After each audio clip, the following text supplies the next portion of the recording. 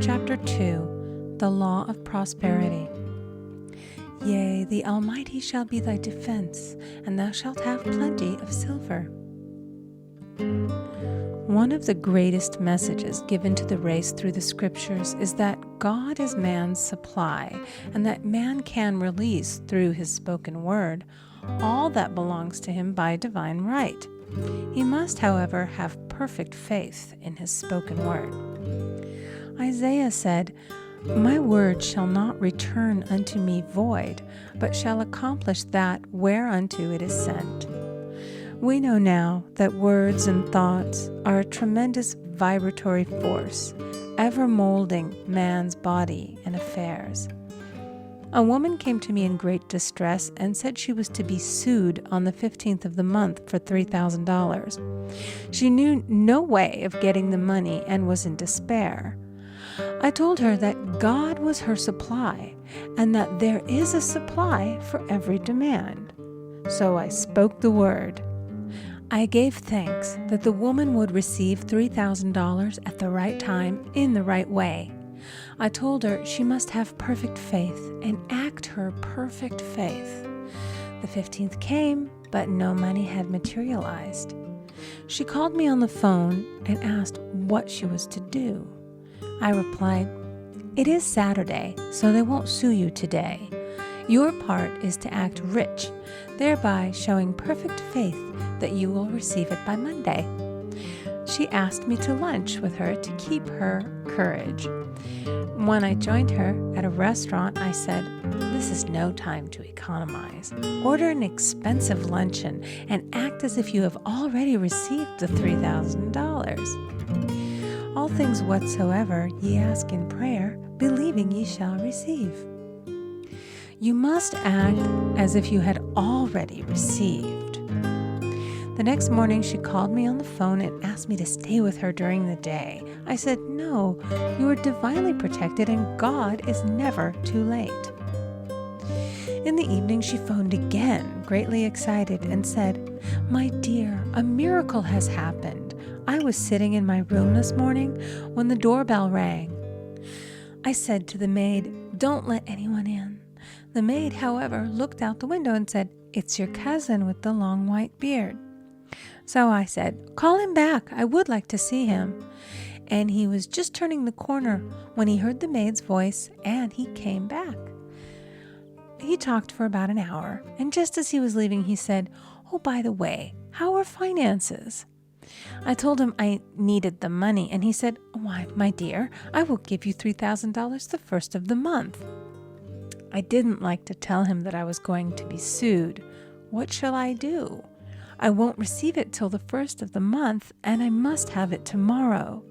I said, 'I'll keep on treating.' I said, 'Spirit is never too late.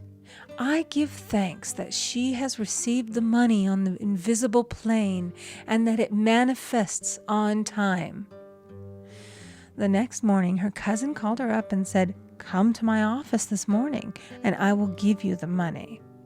That afternoon, she had $3,000 to her credit in the bank and wrote checks as rapidly as her excitement would permit. If one asks for success and prepares for failure, he will get the situation he has prepared for. For example, a man came to me asking me to speak the word that a certain debt would be wiped out. I found he spent his time planning what he would say to the man when he did not pay his bill, therefore neutralizing my words. He should have seen himself paying the debt.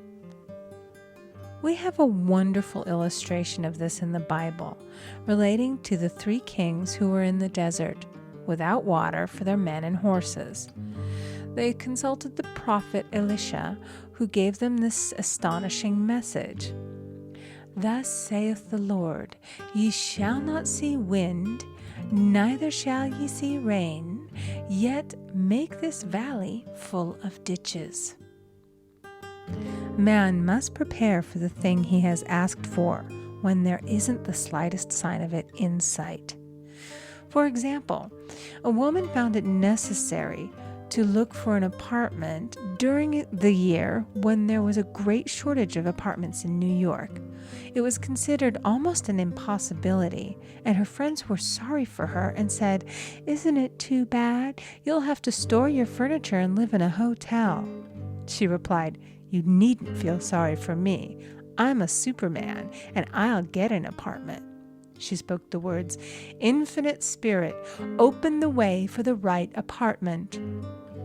She knew there was a supply for every demand and that she was unconditioned, working on the spiritual plane, and that one with God is a majority.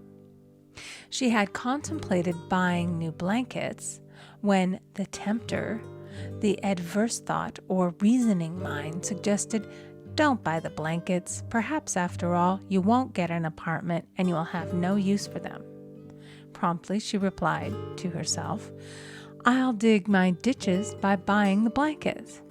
So she prepared for the apartment, acted as though she already had it. She found one in a miraculous way, and it was given to her although there were over 200 other applicants. The blankets showed active faith. It is needless to say that the ditches dug by the 3 kings in the desert were filled to overflowing. Read 2 Kings. Getting into the spiritual swing of things is no easy matter for the average person. The adverse thoughts of doubt and fear surge from the subconscious. They are the army of the aliens, which must be put to flight. This explains why it is so often darkest before the dawn. A big demonstration is usually preceded by tormenting thoughts. Having made a statement of high spiritual truth, one challenges the old beliefs in the subconscious, and error is exposed to be put out. This is the time when one must make his affirmations of truth repeatedly and rejoice and give thanks that he has already received. "Before ye call, I shall answer." This means that every good and perfect gift is already man's, awaiting his recognition. Man can only receive what he sees himself receiving. The children of Israel were told that they could have all the land they could see. This is true of every man. He has only the land within his own mental vision.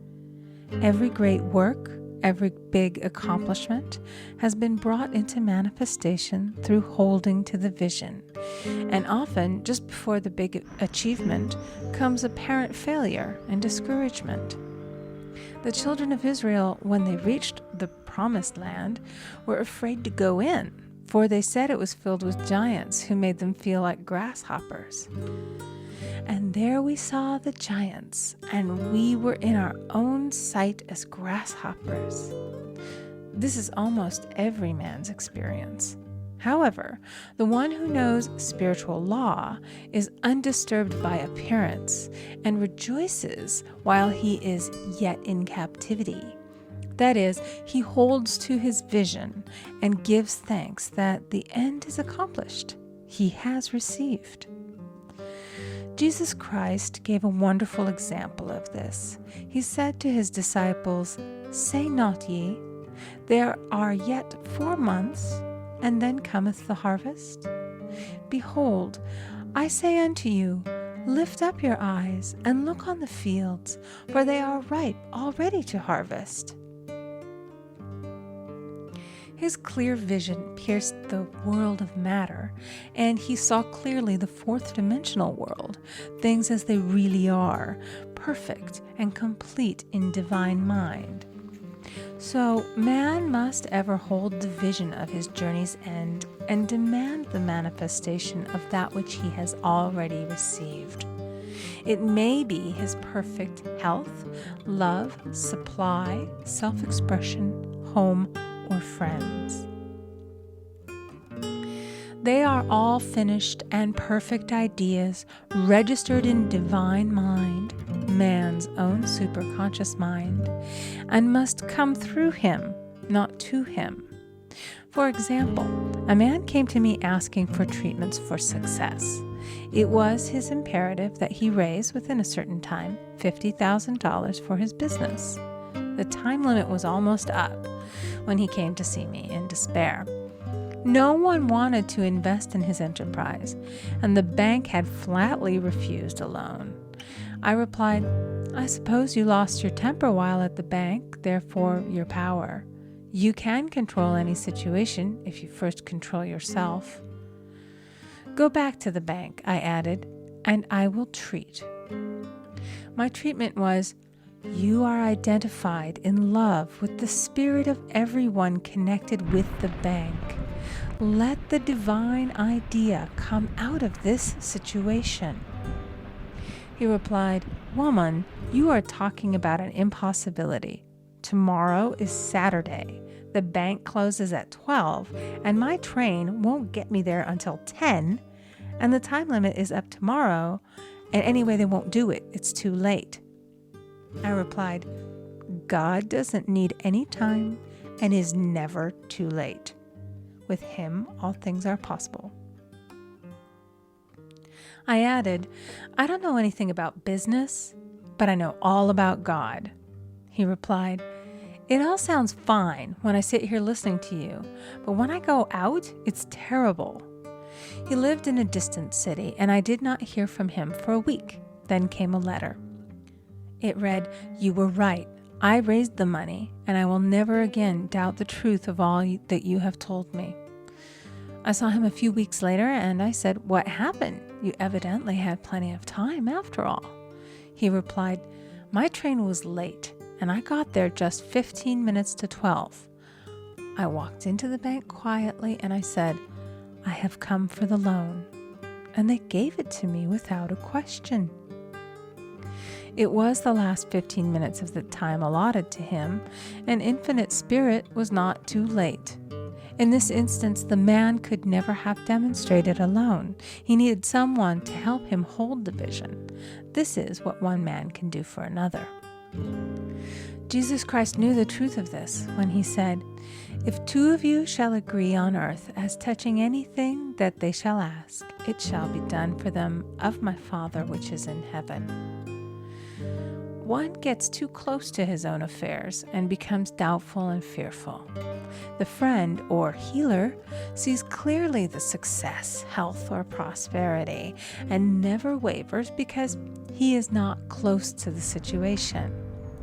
It is much easier to demonstrate for someone else than for oneself, so a person should not hesitate to ask for help if he feels himself wavering. A keen observer of life once said, "No man can fail if some one person sees him successful." Such is the power of the vision, and many a great man has owed his success to a wife or a sister or a friend who believed in him and held without wavering to the perfect